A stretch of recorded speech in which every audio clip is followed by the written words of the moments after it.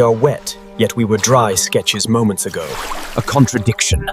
I must doubt my senses, yet I feel the moisture. Welcome to 1337, the future of podcasts of books. I'm Max, your host, diving into epic tales and hidden gems. And I'm Sophia, here to unpack the art of storytelling and the pages that move us. We're exploring novels, classics, and the craft behind the words. And today, we're doing something, well, pretty unique. A kind of philosophical thought experiment. Like, what if two giants of thought? Yeah. The ancient Greek sage Socrates and the 18th century German philosopher Immanuel Kant. Huh? What if they met in the afterlife for a proper philosophical debate? It's a fantastic premise, isn't it? Like getting to eavesdrop on this impossible conversation. Totally. Minds that literally shaped Western thought, actually grappling with each other's big ideas. Mm-hmm. And honestly, it's way more engaging than just reading a dry textbook. Oh, absolutely. Yeah. So our mission in this deep dive is to unpack the revolutionary ideas of Immanuel Kant. You know, his really complex, sometimes intimidating stuff on knowledge and morality. Right. And we're going to do it using Peter Kreeft's book, Socrates Meets Kant. It's surprisingly accessible, even funny sometimes. It is. Our goal for you is, well, a shortcut. A way to grasp Kant's impact, the questions he raised, maybe learn some surprising things, and hopefully stay hooked. And the source material itself is perfect for this. We're leaning on Kreeft's analysis. Mm-hmm. Socrates cross-examines Kant's revolution in thought, which sets things up nicely. Mm-hmm. And then, of course, the main book, Socrates Meets Kant, that dialogue format is what makes it click. It brings these abstract thoughts to life. You know? Exactly. And that's the spirit we want to capture for you today. So let's jump right in. What makes this book, this imagined meeting, so effective for tackling, frankly, some really difficult philosophy? Okay, first thing that jumps out, and I think this will hit home for anyone who's tried to read, well, serious philosophy, is how accessible Socrates Meets Kant actually is. Definitely. I mean, we are talking that Immanuel Kant, his own books are famously, well, tough. You've nailed why Kreeft's book is such a find. Peter Kreeft, the author, he was very clear about his Socrates Meets series. He wanted them short, clear, and non-technical. Specifically designed so beginners could fully understand them. Yeah. And with Kant, that's a huge challenge. Huge is right. Kant's big one, Critique of Pure Reason.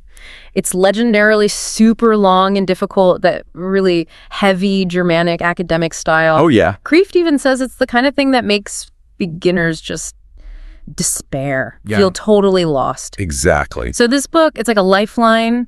It summarizes, it makes sense of stuff that's usually just overwhelming, like a philosophical decoder ring. It really is. And that's why it's perfect for a deep dive like this. Mm-hmm. It's for anyone curious, anyone who wants to wrestle with these huge questions, but maybe doesn't have a PhD in philosophy. Mm-hmm. Kreeft doesn't just simplify, he illuminates.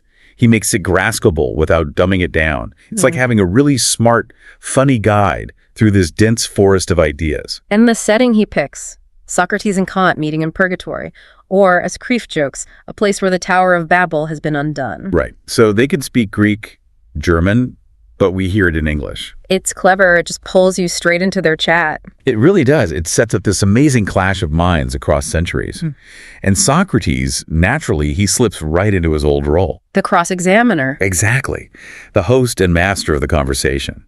He demands clear definitions, concrete examples, that step-by-step logical questioning he's famous for. Which is so different from Kant's style, right? More abstract, systematic. Totally different. And that contrast immediately creates this dynamic, this intellectual sparring match that's actually fun to follow. Yeah, you need that willing suspension of disbelief for the setup, the afterlife meeting. Sure. But it pays off. It makes the philosophies feel alive, not just explained. You see them tested, defended, maybe even falling apart a bit in real time.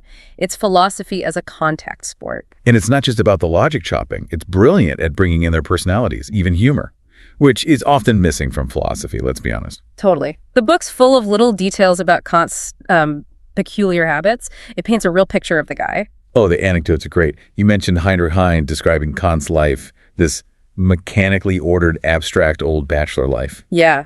Waking at 5 a.m. on the dot, working till 7, lecturing, back to the study till 1, then his one meal. Followed by that walk, no matter what the weather. And he hated noise. Moved house to avoid noisy neighbors, complained about hymns from a prison. And the music thing only liked military marches. Yes.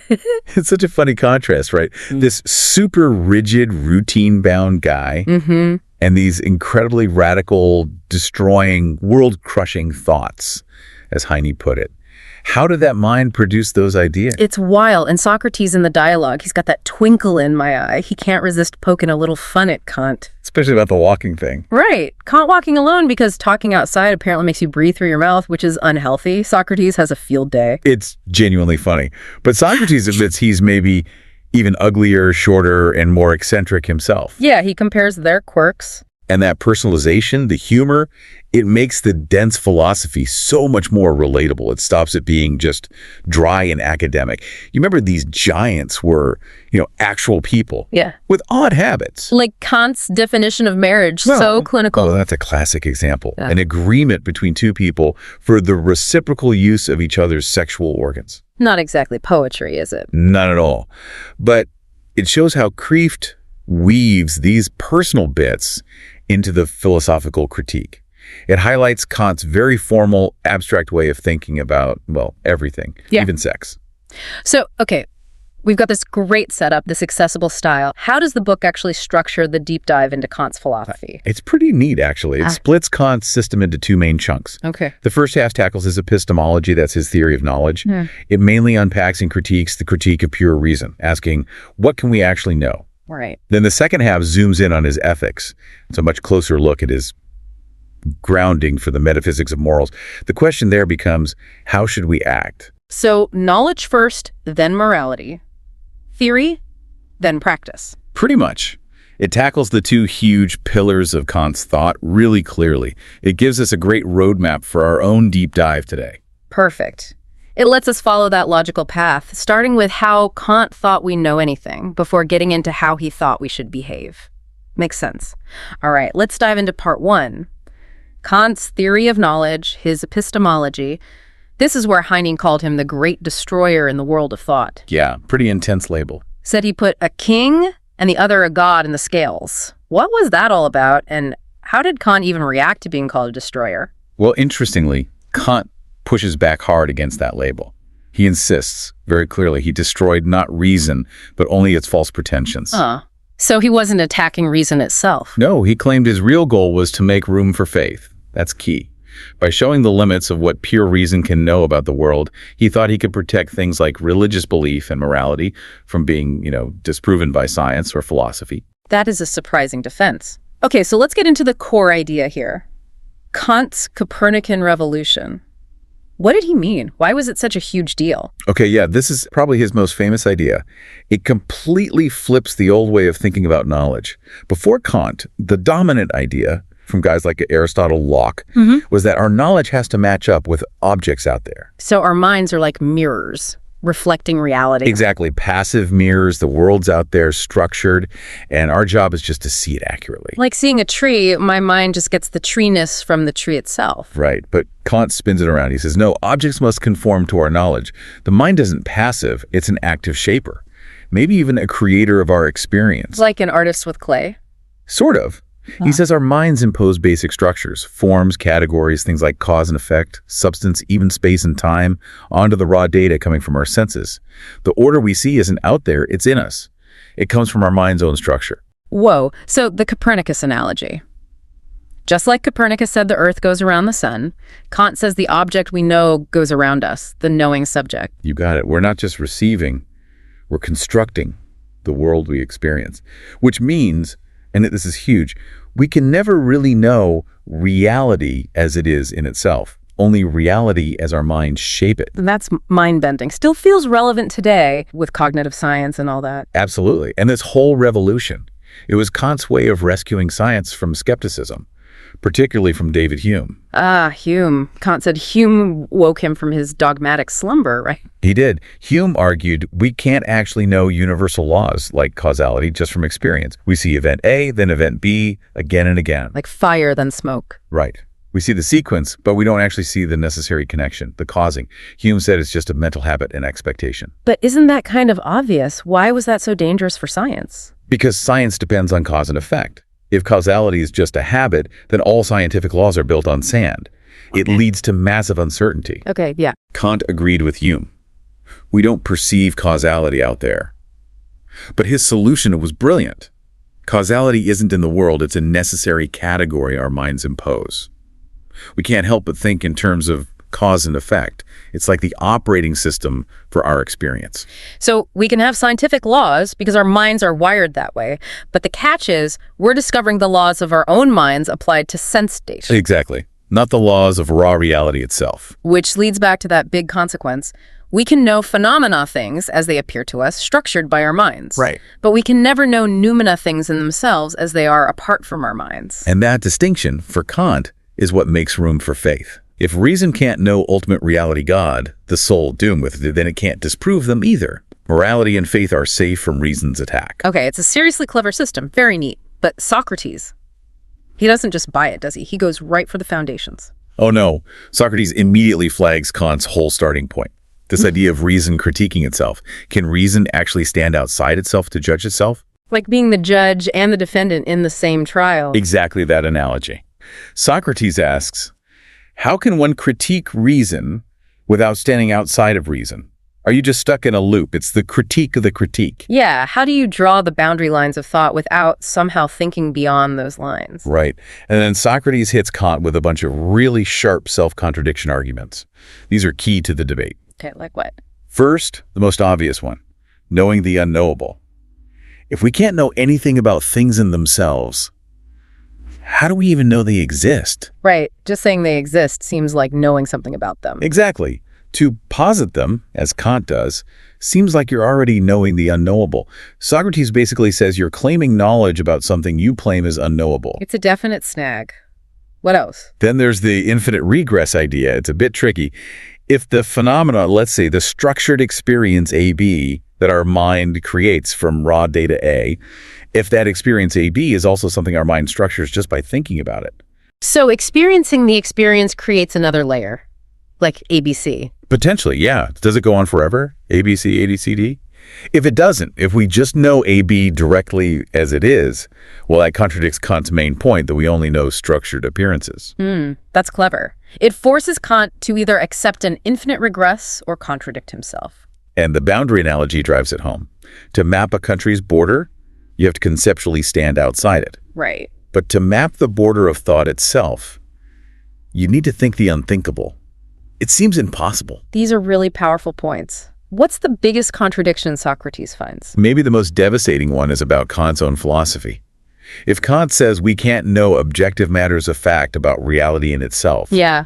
then is Kant's own theory, which claims to be a true description of how knowledge really works for everyone, is that theory itself an objective matter of fact? Oh, if it is, it contradicts itself. Right, and if it's not an objective matter of fact, then, well, it's not really true, is it? Wow. Socrates sums it up perfectly.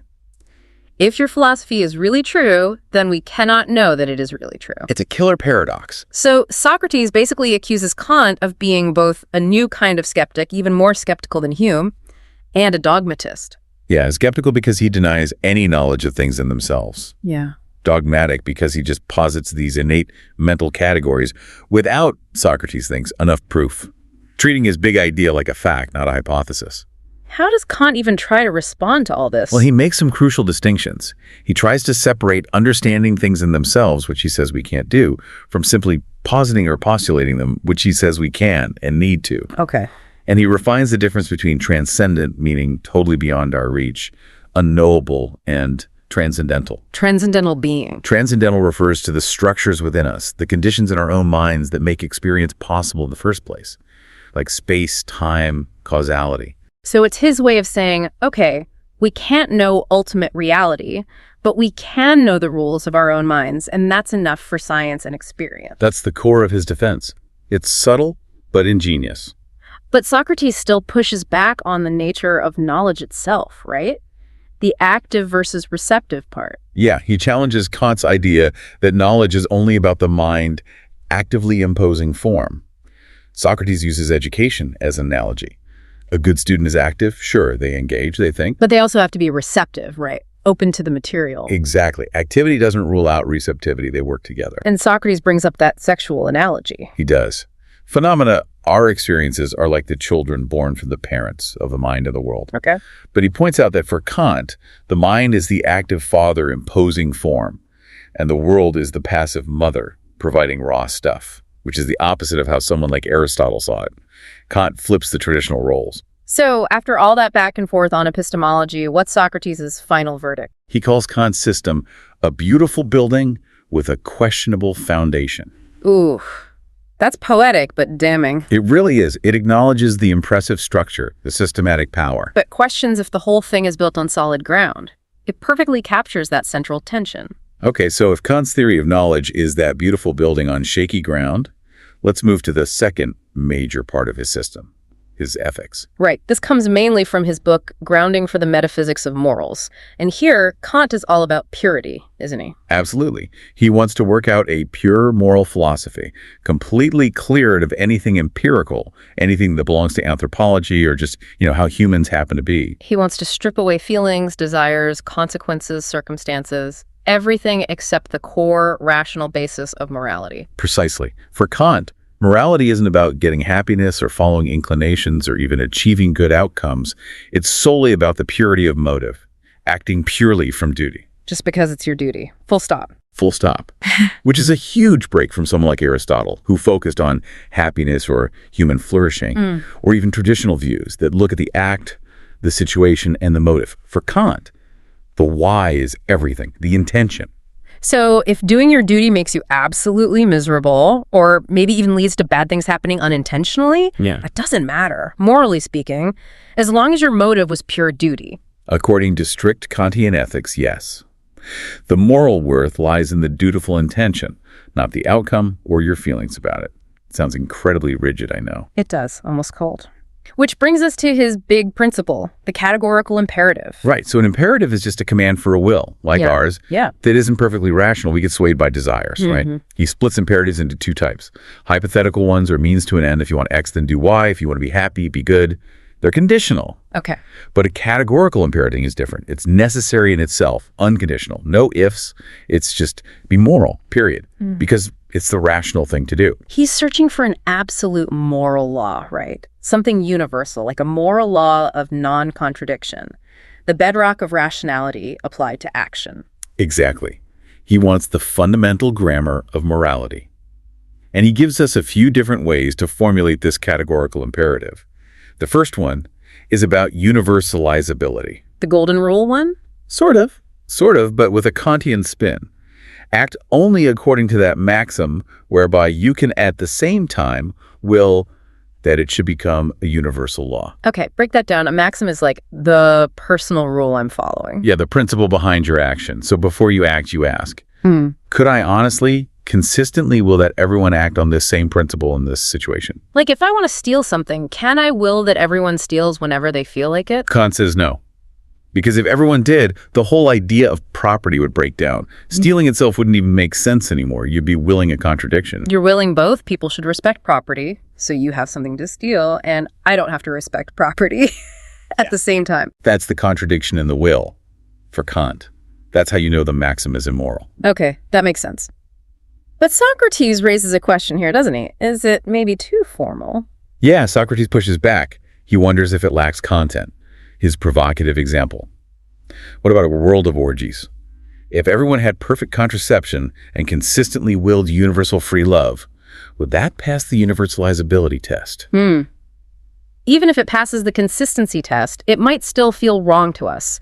So the test might not capture everything about morality. That's the challenge. Consistency might not be enough. Which leads us to the second formulation.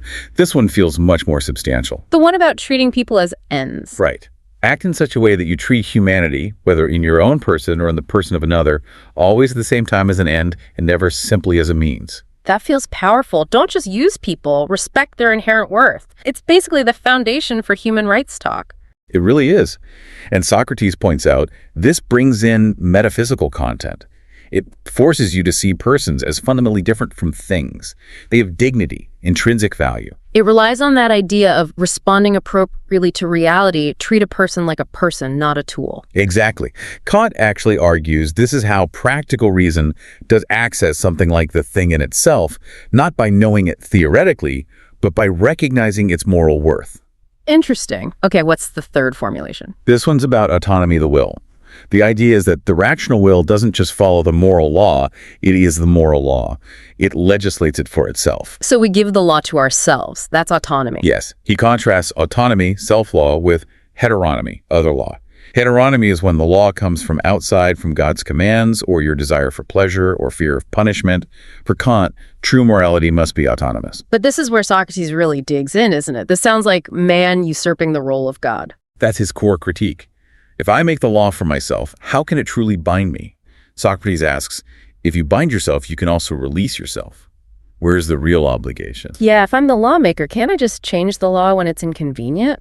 Kant tries to get around this by distinguishing the transcendental ego, our deep rational self, that wills the universal law from the empirical ego, our everyday self, that discovers and has to obey this law. It's an attempt to have both freedom and binding obligation. That sounds complicated. So, stepping back, what are the main criticisms of this whole ethical system that focus on purity, on duty above all else? Well, a big one, as we touched on, is that critics, including Socrates, see that purity as a flaw, stripping away the empirical, the context, the consequences. It makes the ethics very formal, maybe too abstract. Like, how do you actually apply it to messy, real-life decisions? Or specific virtues like honesty, courage? Does it give enough guidance? That's the question. It can feel empty. And Socrates constantly brings up moral common sense, what most people intuitively feel is right or wrong. Which Kant tends to dismiss as just uncritical feelings, not pure reason. Pretty much. Kant sees common sense morality as a posteriori, based on experience, and therefore unreliable for finding universal laws. This leads to some really counterintuitive clashes. Like the saint versus sinner example. Exactly. Socrates asks, who has more moral worth? Bluebeard the pirate, who finds it incredibly hard not to do bad things, but resists temptation purely out of duty. Okay. Or St. Francis, who is so good he isn't even tempted by greed when he sees gold. He just walks past. Common sense says St. Francis is more morally admirable. Right. But Kant argues Bluebeard's struggle has more moral worth because it's done purely from duty, overcoming inclination. St. Francis's goodness, stemming from his saintly inclinations, is beautiful, Kant says, but not strictly moral in the same way. Wow, that really goes against the grain. So good feelings or character don't count for moral credit, only the grim struggle of duty. Why is Kant so down on good inclinations? He thinks inclinations are unreliable, inconsistent. They change. True moral worth has to come from the stable, rational will obeying universal duty, not from fickle feelings. The struggle shows the will triumphing over feeling. And this affects how we learn morality, too. Kant thinks examples are bad. Not exactly bad, but secondary. He argues you need the idea of morality, the a priori concept from reason, before examples can even make sense or encourage you. He actually said, worse service cannot be rendered morality than that an attempt be made to derive it from examples. So you can't learn what's right just by looking at good people. You need the abstract principle first. According to Kant, yes. Examples illustrate, they don't define. This pure duty thing also makes heroism tricky, doesn't it? Like sacrificing your life for someone. It does. If morality is only about universal duties, then extreme heroic acts would have to be duties for everyone, which seems impossible. Kant does admit there's a difference between basic duty and acts that go beyond the call of duty. So there's some nuance there. And Socrates keeps coming back to this idea that Kant's system, with its autonomous will creating the law, is basically a human command theory. Instead of a divine command theory. Yeah. And Socrates questions if that's a solid foundation. If humans make the moral law, what gives it ultimate authority? Is it shakier than believing God makes the law? That's the implication. Socrates suggests Kant tries to separate ethics from metaphysics, the nature of reality, persons, and anthropology, human nature, but can't really succeed. The ethics still rely on ideas about what humans are. It's that beautiful building, questionable foundation critique again. And what about odd implies can? That seems strong. It is. If you have a duty, you must be free to do it. But Socrates flips it. If you're truly autonomous, self-legislating, doesn't that mean you're free from obligation too? How can you be totally free and totally bound by duty simultaneously? Another tricky tension. And Kant claims this pure moral idealism is actually practical, more effective than compromising. Yeah, surprisingly, he argues, do it because it's right, is a more powerful motivator in the long run than appealing to rewards, even heavenly ones. But Socrates challenges that, right? Asking about rewards promised in the Bible. He does. He distinguishes between proper rewards, like inner peace for doing good, and improper mercenary motives, like only being good to get into heaven. Kant wants to purify morality, even from heavenly self-interest. He wants a morality based purely on rationality and respect for the law itself. Okay, so we've covered what Kant thinks we can know and how he thinks we should act. What about the big three? God, freedom, immortality. He doesn't think we can know these through pure reason, does he? No, absolutely not. That's central to his whole project. Theoretical reason, the kind we use for science, he says, can't prove God exists, but crucially, it can't disprove him either. And he specifically takes down the traditional arguments for God's existence. Yes, the main three. The teleological argument from design in the universe, the cosmological from a first cause, and the ontological arguing from the very definition of God as a perfect being. What's his main weapon against those? His big one, especially against the ontological argument, is that existence is not a predicate. Okay, what does that actually mean? It sounds technical. It means exists doesn't add anything to the concept of a thing. If I describe a perfect island, perfect sand, perfect weather, everything adding and it exists doesn't make the island more perfect in concept. It just claims the concept matches reality. So you can define God as having all perfections, including existence. But that doesn't logically force God to actually exist outside the definition. Existence has to be found in experience, not just logic. You can't define things into reality. So by knocking down these proofs, he wasn't aiming for atheism. He was trying to, as he said, make room for faith. Exactly. If you could prove God with logic, Kant thought, faith wouldn't be necessary, or even possible. You don't have faith in something you know for sure. Limiting reason opens up space for genuine, freely chosen faith. But if theoretical reason can't know God, freedom, or immortality, how do they fit into his system? This is where the postulates of practical reason come in. This is the brilliant pivot. While theoretical reason, what is, hits a wall, practical reason, what ought to be, morality, needs these ideas. They are necessary beliefs, postulates, required for morality to make sense. Okay, let's take them one by one. Freedom. How does morality need that? It comes back to ought implies can. If the moral law commands us, if we ought to do our duty. Then we must be able to choose to do it. Precisely. Moral obligation only makes sense if we have free will. You don't tell a rock it ought to be good.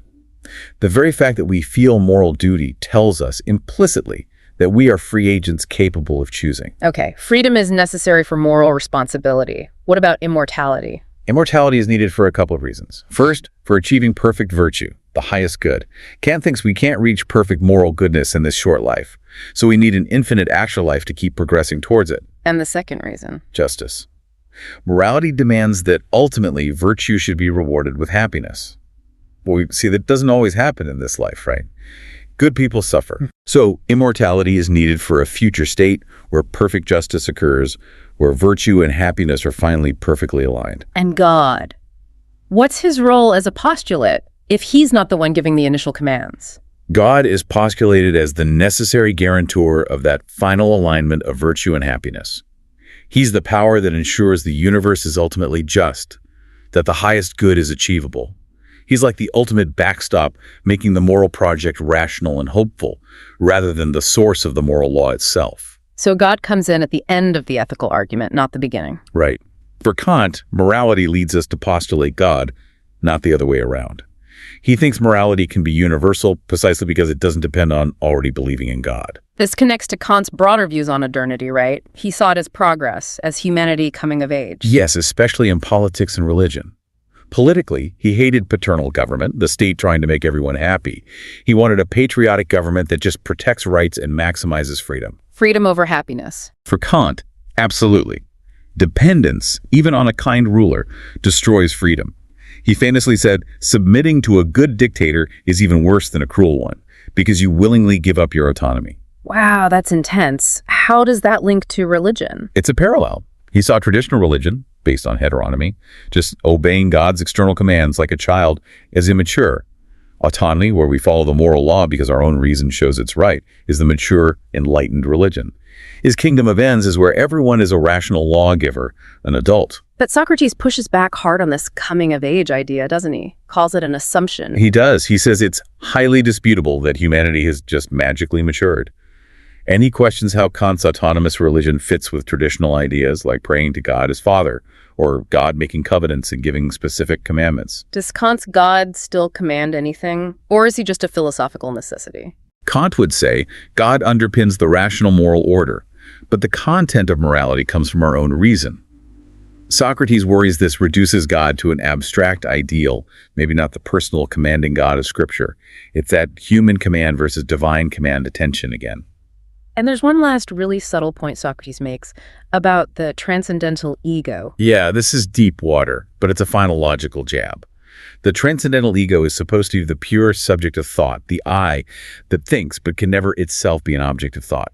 It's what structures experience, but it's not in experience. Okay.